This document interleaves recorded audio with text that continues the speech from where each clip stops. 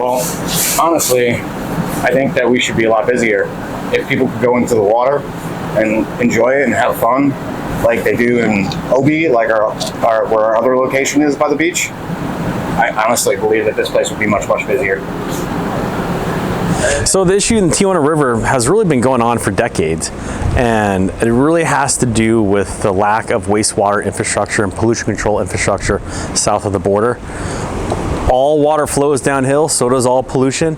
That ultimately ends up in Tijuana River Valley, and once it ends up into the ocean, it ends up drifting by currents up into our coast. The real solutions to this is, the upstream solutions interventions is what we're working towards, empowering Tijuana, Mexico to really have a functioning water and wastewater system, have functioning trash service, have utilities for the residents. But in the meantime, we all realize that we can't rely on Mexico to implement these controls themselves.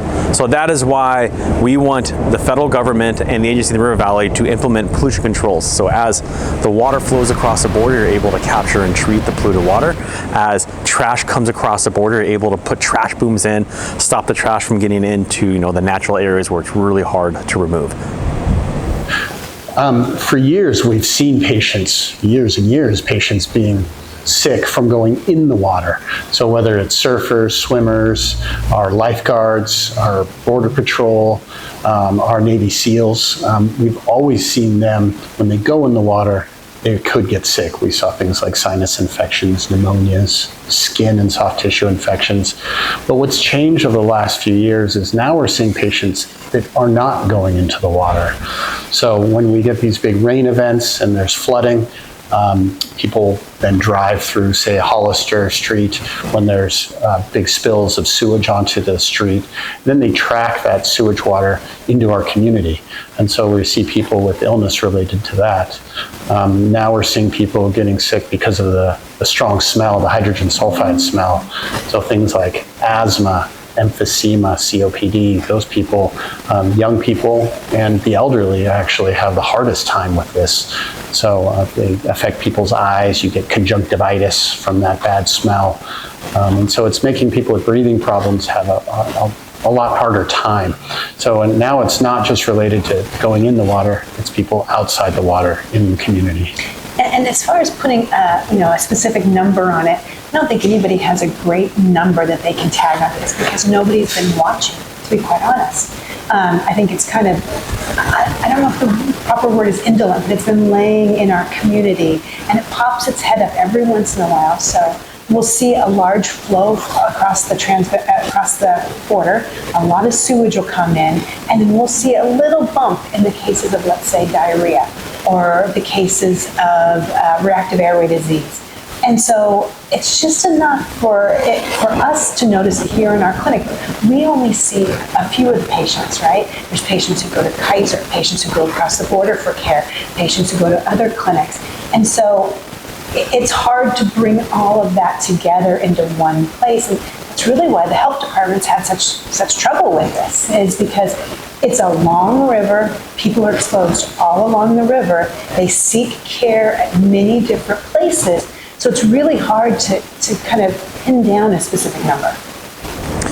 Oh, I guess the real difficult part here is that you really do rely on the federal government stepping up and helping implement these binational programs and funding sources to control this pollution coming from Mexico. The sad reality of this is the farther you get away from the policymaking folks, so the farther you are away from DC, which we're pretty far away, and the farther you are away from Sacramento, the harder it is to implement these policies. And we're pretty far away from both those places, from both the state and the federal side. So it's taken a lot of effort to educate and inform our elected folks, educate and inform the rest of the community that our issues matter.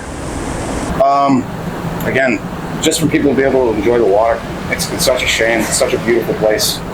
They deserve it. You know what I mean? But you can have GI illness, which is nausea, vomiting, diarrhea.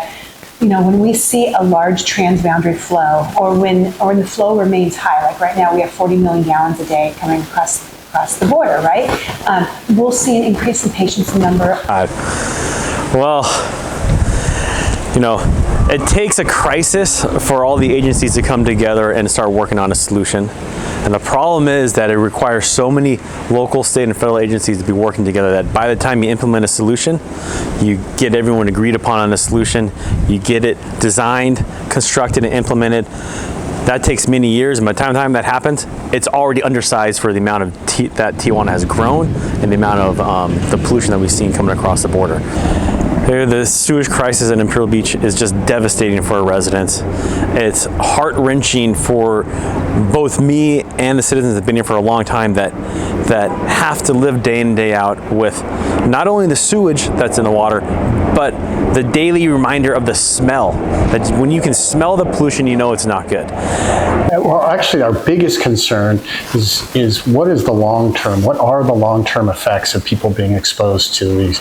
It's not just the sewage, it's the chemicals, it's the heavy metals. We're very concerned that 10, 20 years from now, we're going to see problems like leukemias, dementia, autoimmune disorders, Parkinson's, autoimmune disorders, because there's not just sewage. Sewage can make you get a pneumonia, it can make you get a skin infection, it can make you have trouble breathing or a sinus infection or intestinal problems. That we see quickly.